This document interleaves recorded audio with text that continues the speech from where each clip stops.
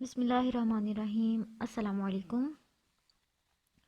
Hope you all are doing well. आप सब हैरियत से होंगे। तो स्टूडेंट्स, जैसे कि आपको पता है हम अपने चैप्टर नंबर 10 को स्टडी कर रहे हैं, जिसमें हमने इनपुट और आउटपुट के बारे में बात की है। इनपुट आउटपुट फंक्शंस को देख रहे हैं, उसमें डिफरेंट चीज़ें हम लोगों ने देखी हैं। फॉर्मेट स्पेसिफायर्स की स्टडी या प्रिंट एफ के फंक्शन को देखा, विड्थ फील्ड की बात की, विड्थ फील्ड स्पेसिफायर्स की बात की हमने। उसके बाद हमने आउटपुट इनपुट के फंक्शंस को स्टडी किया। उसके बाद हमने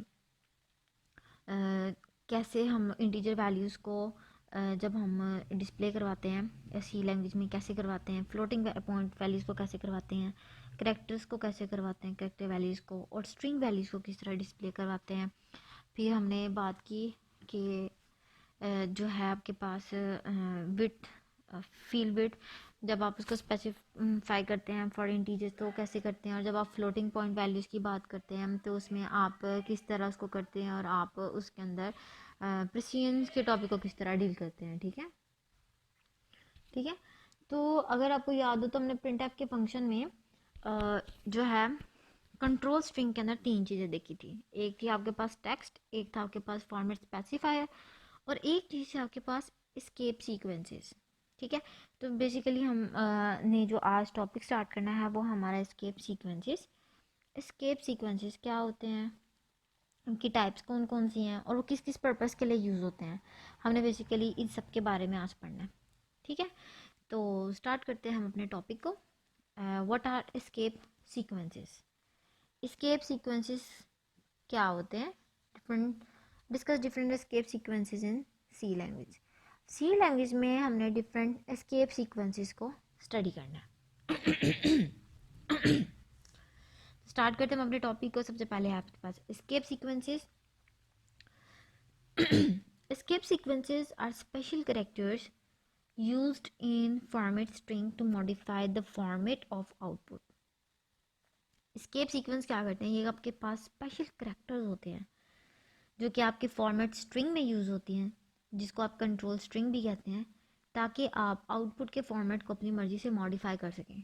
ठीक है, जैसे कि पता आपको, एक तो हम करते हैं वैल्यू को फॉर्मेट डिसाइड करते हैं, वैल्यू का फॉर्मेट आप स्पेसिफाई करना, और एक चीज़ होती है कि अब जो आपका आउटपुट डिस्प्ले हो रहा है उसको फॉर्मेट करना, उसके स्टाइल को चेंज करना, उसके स्पेसिफाई करना। ठीक है, तो स्केप सीक्वेंसेस आपके पास क्या होते हैं, आपके पास स्पेशल करेक्टर्स होते हैं जो कि आप जब आउटपुट डिस्प्ले करवाते हैं, आउटपुट को डिस्प्ले करते हैं, तब आप उसके फॉर्मेट को अपनी मर्ज़ी से मॉडिफाई कर सकते हैं। और वो स्केप सीक्वेंसेस कहाँ पर होते हैं, आउटपुट में हम कहाँ से उसको मॉडिफाई कर सकते हैं, वो हम कर सकते हैं इन फॉर्मेट स्ट्रिंग, जिसको हम कंट्रोल स्ट्रिंग भी कहते हैं। ठीक है, तो these characters are not displayed in the output. ये करेक्टर्स आपके आउटपुट में डिस्प्ले नहीं होते। These characters always begin with a back slash, और इन करेक्टर्स को हमेशा जब भी हम लिखते हैं तो बैक स्लैश इस तरह एक लाइन से शो करते हैं, इसको हम कहते हैं बैक स्लैश। जो दूसरी साइड की लाइन होती है उसको आप डिवाइड के साइन या डिवाइड को ऑपरेटर के साथ जानते हैं उसको, और जो अरिथमेटिक ऑपरेटर है आपका बेसिकली, और ये जो आपके पास ये वाली लाइन होती है इसको आप कहते हैं बैक स्लैश। तो स्केप सीक्वेंसेस क्या होते हैं, स्केप सीक्वेंसेस आपके स्पेशल कैरेक्टर्स होते हैं जो कि जब आपने अपने आउटपुट को डिस्प्ले करना हो तो उसके फॉर्मेट को आप अपनी मर्ज़ी से मॉडिफाई कर सकते हैं ना, फॉर्मेट स्ट्रिंग या फिर कंट्रोल स्ट्रिंग में।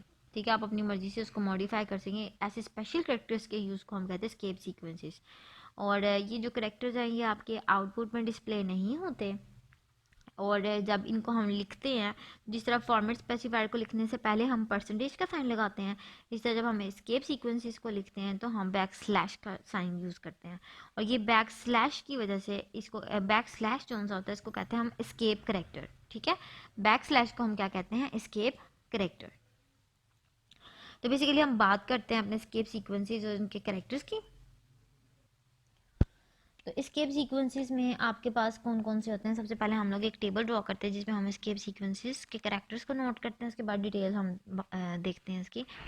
तो स्केप सीक्वेंस आपके पास ये हो गया, और उसका पर्पस आप बता देते हैं। ठीक है, ये हमारे पास दो फील्ड होंगी इसकी।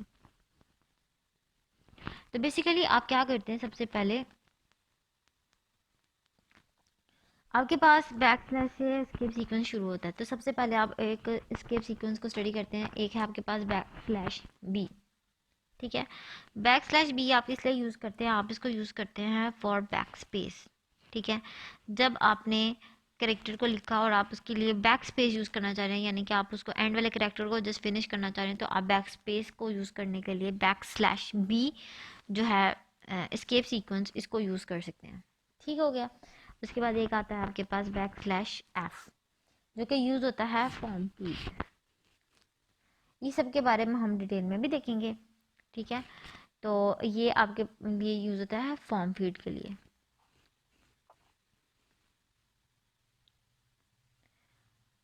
इसका पर्पस क्या होता है, ठीक है। ये एक ऐसा एस्केप सीक्वेंस होता है जो कि आपको जब आपने आउटपुट प्रिंट करवाना होता है तो वहाँ पे ब्लैंक पेपर जो है वो शो करने के लिए यूज़ होता है, ठीक है।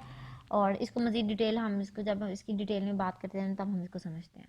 उसके बाद हमारे पास एक आता है एस्केप सीक्वेंस, वो होता है बैक स्लैश एन। ये एस्केप सीक्वेंस होता है न्यू लाइन के लिए। जब आपने न्यू लाइन में जाना हो तो आप इस तरह इस जो एस्केप सीक्वेंस है इसको यूज़ कर सकते हैं आसानी से। तो बैक स्लैश एन जो आपका न्यू लाइन के लिए होता है एस्केप सीक्वेंस।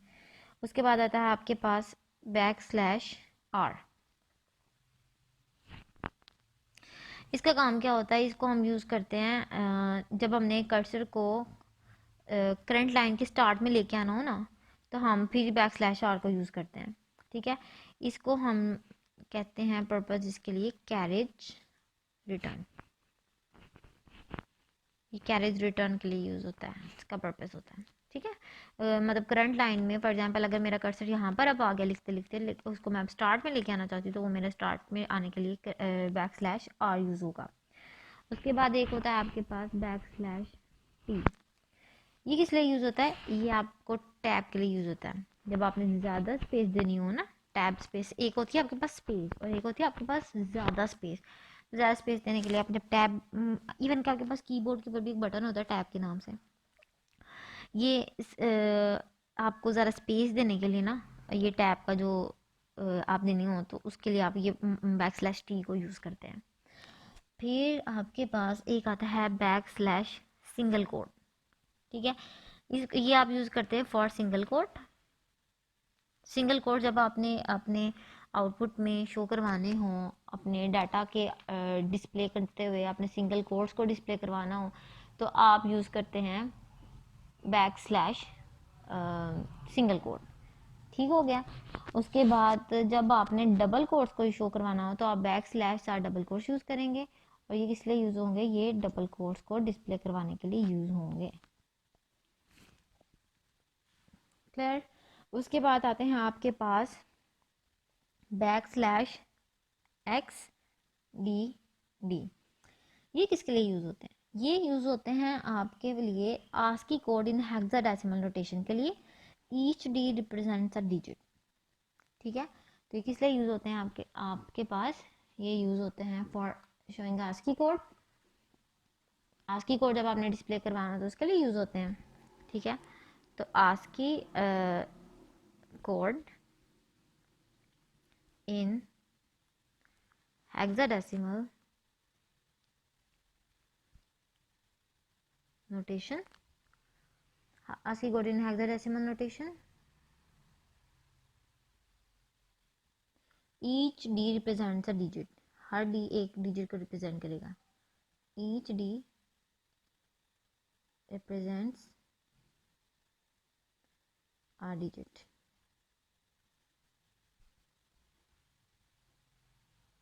ठीक हो गया। हर d एक डिजिट को रिप्रेजेंट करेगा।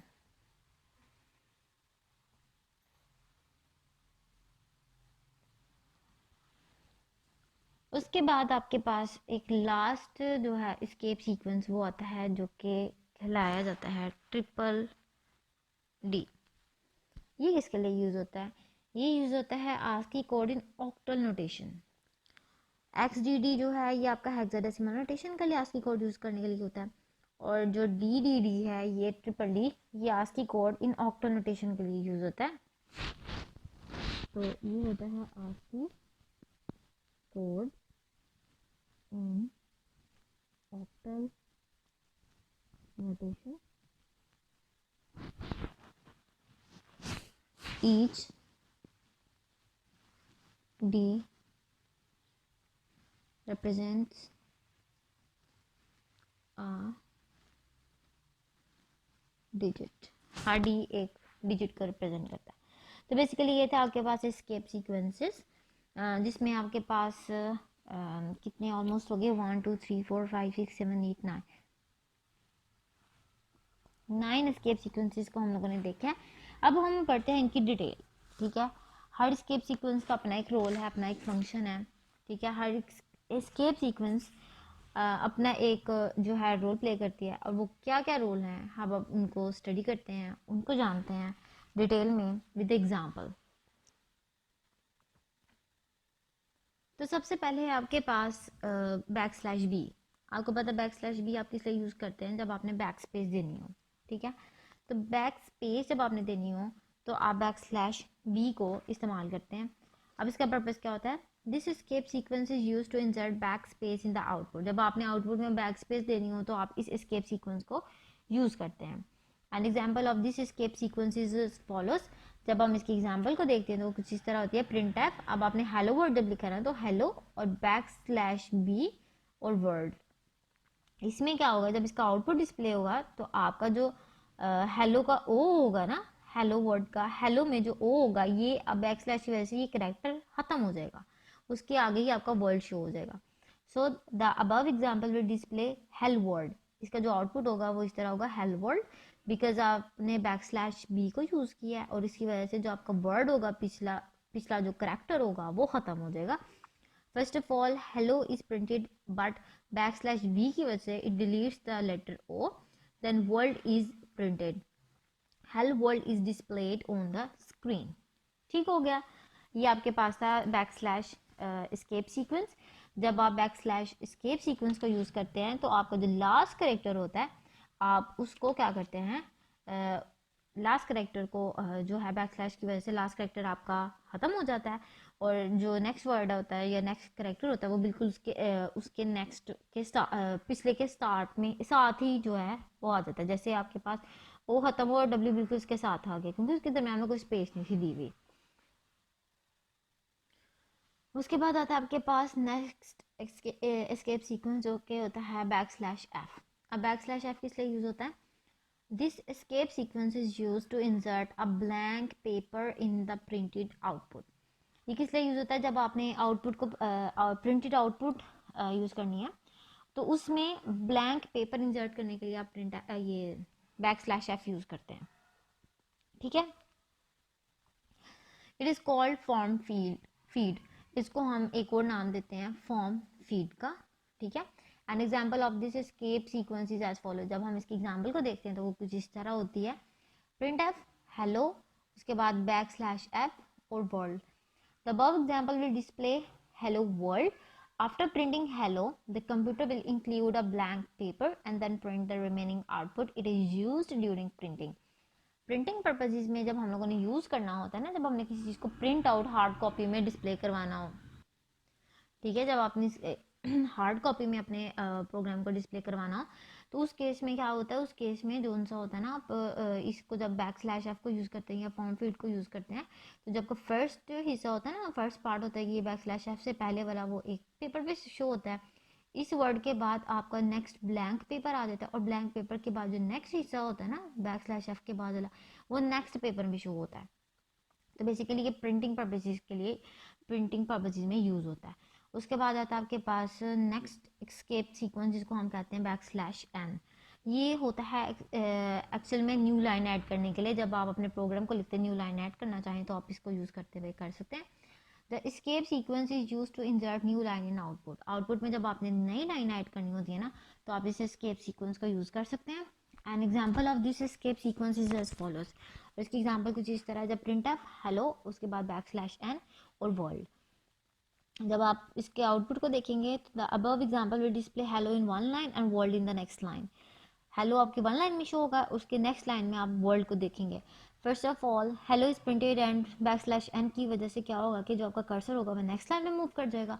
द वर्ल्ड इज प्रिंटेड, और फिर नेक्स्ट लाइन में आपका जो वर्ल्ड होगा वो प्रिंट होगा। ठीक हो गया। उसके बाद आता है आपके पास \r। \r क्या करता है, this escape sequence is use to move the cursor at the beginning of the current line. जिस करंट लाइन पे हम मौजूद हों या हमारा कर्सर जहाँ पे मौजूद होता है, तो उस करंट लाइन में जब हमने कर्सर को at the start of the line लेके जाना हो, at the start of the line move करना हो कर्सर को, तो उस केस में जब हम \r यूज़ करते हैं तो हमारे कर्सर स्टार्ट में आ जाएगा। It is known as carriage return, इसको हम एक और नाम देते हैं कैरेज रिटर्न का। An example of this escape sequence is just follow. इसके एग्जाम्पल में हम देखते हैं प्रिंट एफ, फिर आगे करेंगे hello \r world. The above example will display world. Above example हमें क्या करेगा, डिस्प्ले कराएगा वर्ल्ड को। First of all hello is printed out, hello print करेगा। \r की वजह से क्या होगा कि moves the cursor at the beginning of the current line. \r की वजह से क्या होगा, जो आपका कर्सर जो होगा ना हेलो के बाद क्या होगा, कर्सर जो है दोबारा स्टार्ट में मूव कर जाएगा। Then world is printed that overrides hello, फिर वर्ड जो प्रिंट हो जाएगा वो इस हेलो को ओवरराइड कर देगा। So only world is displayed on the screen. इस वजह से जो सिर्फ आपका वर्ल्ड होगा ना वो स्क्रीन पर डिस्प्ले होगा।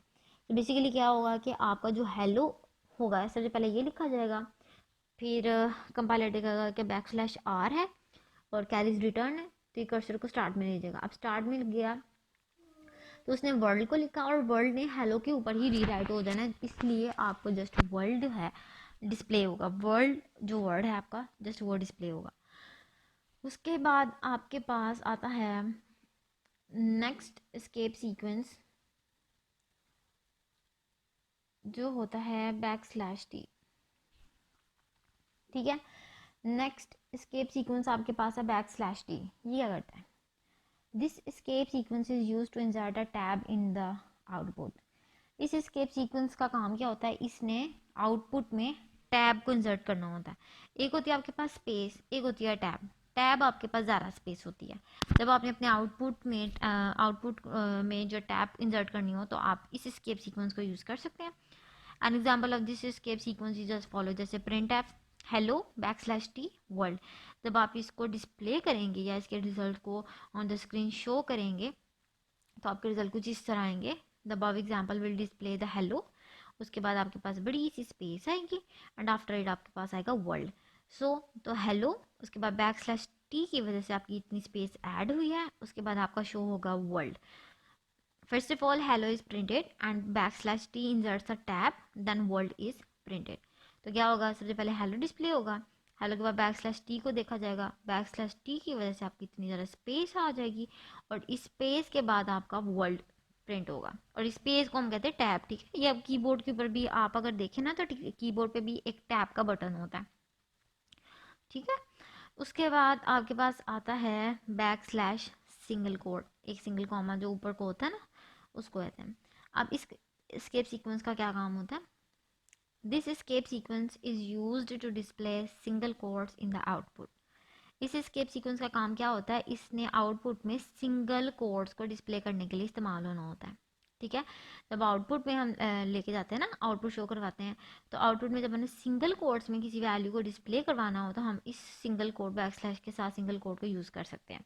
N example of this escape sequence is as follow, जैसे प्रिंट एफ में अगर आप बात करें तो आपके पास आता है \, आपने देखे डबल कोड्स के अंदर आपने लिखा \, उसके बाद सिंगल कोड हेलो वर्ल्ड, फिर \, फिर सिंगल कोड और डबल कोड। जब आपका आउटपुट डिस्प्ले होगा तो वो कुछ इस तरह होगा, single code hello world single code.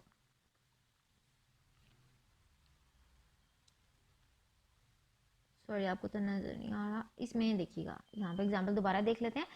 यहाँ पर हमने क्या किया था, हेलो वर्ल्ड को प्रिंट करवाया सिंगल कोड के \/ के साथ। तो वो कैसे आएगा कि जब आपने इसको लिखना है तो आपने इन्वर्टेड कोड से स्टार्ट किए, उसके बाद आपने लिखा \, सिंगल कोड हेलो, फिर स्पेस, फिर वर्ल्ड \, सिंगल कोड। जब इसका आउटपुट आपको डिस्प्ले होगा स्क्रीन पे तो वो किस तरह होगा, आपके आएगा पहले सिंगल कोड, जैसे हमने \, सिंगल कोड यूज़ किया था तब स्क्रीन पे आएगा सिंगल कोड, फिर हेलो आफ्टर वर्ल्ड, उसके बाद \, सिंगल कोड, तो \/ की वजह से सिंगल कोड डिस्प्ले हो जाएगा। तो ये आपका आउटपुट होगा फॉर \, सिंगल कोड के लिए। उसके बाद आपके पास आता है डबल कोट्स। डबल कोट्स में क्या होता है, बैक स्लैश डबल कोट आपके पास एक एस्केप सीक्वेंस है, वो किस लिए यूज होता है, this escape sequence is use to display double quotes in the output. जब हमने आउटपुट में डबल कोट्स को डिस्प्ले करना हो तो हम इस एस्केप सीक्वेंस का यूज कर सकते हैं। An example of this escape sequence is as follow. जब हम इसकी एग्जाम्पल को देखते हैं कुछ इस तरह होती है। प्रिंटफ की स्टेटमेंट आपने यूज़ की, सिंगल कोट्स के अंदर आपने यूज़ किया। अब याद रखिए इसके अंदर हम ना जस्ट स्ट्रिंग फॉर्मेट का यूज़ कर रहे हैं, ठीक है। तो ये आपकी जो एस्केप सीक्वेंसेस होती हैं स्ट्रिंग फॉर्मेट के अंदर होती हैं, फॉर्मेट स्ट्रिंग के अंदर होती है, जिसको आप कंट्रोल स्ट्रिंग कहते हैं। याद होगा, आप देख भी रहे होंगे, इसके बाद हमने कॉमा लगा के कोई भी आर्गुमेंट लिस्ट पास नहीं की। तो आपकी जो एस्केप सीक्वेंस होते हैं ना, बैक स्लैश के साथ जो भी आप सीक्वेंस यूज़ कर रहे हैं वो आपके स्ट्रिंग के अंदर होते हैं, ठीक है, फॉर्मेट स्ट्रिंग या कंट्रोल स्ट्रिंग के अंदर होते हैं। तो जब आपने इसको यूज़ करना है, आपने स्टार्ट में backslash double quote use किया, तो आप जब इसको डिस्प्ले करेंगे तो बैक स्लैश डबल कोट के साथ आपका डबल कोट शो होगा, फिर हेलो, फिर वर्ल्ड, उसके बाद लास्ट पे डबल कोट। तो ये था आपके पास डबल कोट्स के साथ स्केप सीक्वेंस। उसके बाद आपके पास लास्ट एक स्केप सीक्वेंस आता है जिसके अंदर आपके पास डबल बैक स्लैश आती है, ठीक है। ये डबल बैक स्लैश क्या करती है, this escape sequence is use to display backslash in the output. इसका काम क्या होता है, इसने बैक स्लैश को आउटपुट में शो करने के लिए यूज़ होता है, ठीक है। जब हमने इस एक बैक स्लैश को यूज़ करना होता है ना, तो हम इसको यूज़ करते हुए अपने आउटपुट में यूज़ कर सकते हैं, इसको आउटपुट में हम यूज़ कर सकते हैं। An example of this escape sequence is as follow. इसमें ये स्पेशली तब यूज़ होते हैं जब हमें किसी डायरेक्टरी का पाथ देना हो। तो जब हम इसका यूज़ करते हैं तो हमारे पास आता है प्रिंट एफ। प्रिंट एफ के फंक्शन के बाद आप करते हैं डबल कोट्स सी कॉलन, उसके बाद ये देखिए एक बैक स्लैश एस्केप सीक्वेंस के स्टार्ट के लिए, जिसको हम कहते हैं एस्केप करेक्टर, इसको हम कहते हैं एस्केप, यस एस्केप करेक्टर कहते हैं। पहला जो बैक स्लैश आपके पास होता है उसको हम कहते हैं एस्केप करेक्टर, और दूसरा बैक स्लैश आप अपने आउटपुट में शो करने के लिए यूज़ कर रहे हैं, ठीक है। तो ये आपके पास डबल बैक स्लैश होगी और आपके इन्वर्टेड कोट्स क्लोज। जब आपने आउटपुट डिस्प्ले की तो आपके पास रिजल्ट कुछ इस तरह आता है, सी कॉलन और सिंगल आपके पास बैक स्लैश आएगी, क्योंकि जो पहली बैक स्लैश है वो जस्ट एस्केप करेक्टर है, उसने एस्केप सीक्वेंसेस का फंक्शन परफॉर्म करना है। अब हम इसी को यूज़ करते हुए ना, एस्केप सीक्वेंस को यूज़ करते हुए हम एक प्रोग्राम लिखते हैं जिसकी आपको अच्छे से समझ आ जाएगी। प्रोग्राम की सिंपल सा प्रोग्राम लिखते हैं जिसको आपको, जो कि आपको अच्छे से क्लियर हो जाए। सबसे पहले हम लोग अपनी जो है लाइब्रेरीज उसको एंटर करते हैं। तो लाइब्रेरीज एंटर करने के लिए सबसे पहले हम लोग क्या करेंगे, लाइब्रेरीज को इंक्लूड करेंगे, जो कि हमारे पास आती है हैश इंक्लूड stdio.h। उसके बाद आता है आपके पास हैश इंक्लूड conio.h। अब उसके बाद आपने क्या किया, उसके बाद आपने वर्ड मेन फंक्शन यूज़ किया, और इसके अंदर आपने क्या किया, जस्ट क्लियर स्क्रीन, क्योंकि हम किसी भी उसको पास नहीं कर रहे, किसी भी वेरिएबल को किसी भी पास नहीं कर रहे, जैसे हम एस्केप सीक्वेंस को जो है यूज़ कर रहे हैं, ठीक है। आपने इसकी करवा दी क्लियर स्क्रीन। अब मैंने प्रिंट एफ की स्टेटमेंट को यूज़ करते हुए जस्ट एस्केप सीक्वेंस यूज़ करने हैं ताकि आपको क्लियर हो जाए, अंडरस्टैंडिंग हो जाए, ठीक है। तो मैं लिखती हूँ, सबसे पहले लिखते हैं पाकिस्तान, उसके बाद मैं एक एस्केप सीक्वेंस यूज़ करती हूँ टैब का स्पेस, फिर यूज़ करती हूँ इज, फिर मैं टैब स्पेस देती हूँ, उसके बाद मैं लिखती हूँ माई, फिर टैब स्पेस, उसके बाद मैं लिखती हूँ कंट्री, अब मैं यहाँ पे स्पेस खत्म हो गया, मैं नीचे आ रही हूँ। कंट्री के बाद बल्कि मैं दे देती हूँ एक न्यू लाइन की स्पेस, न्यू लाइन के लिए एस्केप सीक्वेंस यूज़ कर रही हूँ, ठीक है। और न्यू लाइन के लिए एस्केप सीक्वेंस जो मैं यूज़ कर रही हूँ वो बैक स्लैश एन है। उसके बाद ये बिल्कुल इसके आगे से ही कंटिन्यू है, ये मेरी स्पेस खत्म हो गई, मैं इसलिए नीचे यूज़ कर रही हूँ, नीचे वाली स्पेस यूज़ कर रही हूँ। तो आपने इसी के आगे से लिखना है इस्लामाबाद, फिर back slash T is, back slash T it's, back slash T capital. ये मेरे पास ख़त्म हो गया, और उसके बाद मैं लगा देती हूँ फुल स्टॉप। और उसके बाद करते हैं गेट करेक्टर और आपके पास हो गया फंक्शन क्लोज। तो जब आप इसको in the form of output show करेंगे तो किस तरह करेंगे, आउटपुट में जब आप इसको देखेंगे तो आउटपुट में कुछ रिजल्ट्स इस तरह आएंगे आपके। हमने कहा कि पाकिस्तान आपका शो होगा सबसे पहले। पाकिस्तान के बाद आपके पास टैब स्पेस है तो स्पेस आ जाएगी, फिर आ जाएगी इस, फिर टैब स्पेस है तो स्पेस आ जाएगी, फिर आ जाएगा माए, फिर टैब स्पेस है, स्पेस आ गई कंट्री, ठीक है। उसके बाद आ गया बैकस्लैश n, इसका मतलब आपका जो कर्सर होगा वो नेक्स्ट लाइन में मूव हो जाएगा। अब आपकी जो नेक्स्ट लाइन है वो यहाँ से आएगी, ठीक है। और अब नेक्स्ट लाइन में क्या है आपके पास, इस्लामाबाद, टैब स्पेस इज, फिर टैब स्पेस इट्स, फिर tab space capital, full stop, ठीक हो गया। तो ये आपके पास है रिजल्ट जब आपने जो है एस्केप सीक्वेंस का यूज़ करते हुए अपने प्रोग्राम को डिस्प्ले करवाया। हम इसी तरह एक और एग्जांपल देते हैं प्रोग्राम की, और प्रोग्राम की एग्जांपल में हम देखते हैं इसी तरह एक और वैल्यू प्रोग्राम लिखते हैं ताकि आपको अच्छे से अंडरस्टैंडिंग हो जाए। तो बेसिकली प्रोग्राम लिखते हैं हम लोग, अगेन स्टार्ट करते हैं हैश इंक्लूड से ही, हैश इंक्लूड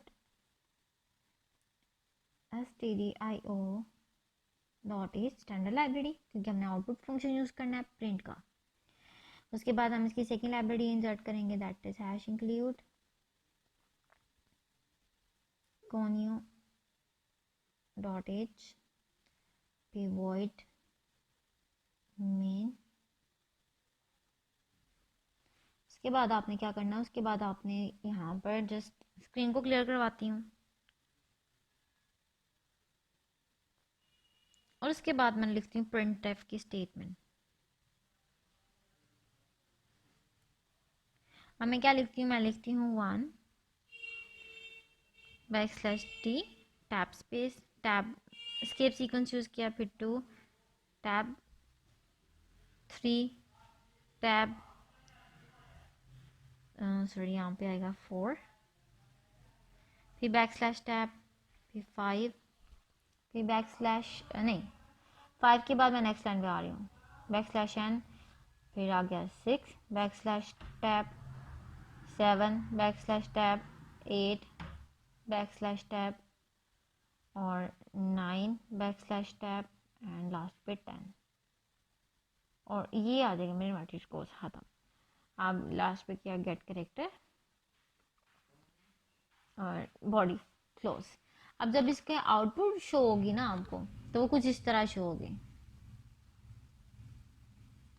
सबसे पहले आपके पास आएगा 1 शो हुआ, फिर टैब 2, फिर टैब, फिर 3, फिर टैब, फिर 4, फिर टैब, फिर 5 के बाद आपके \n मतलब नेक्स्ट लाइन पे मूव कर जाएगा, ठीक है।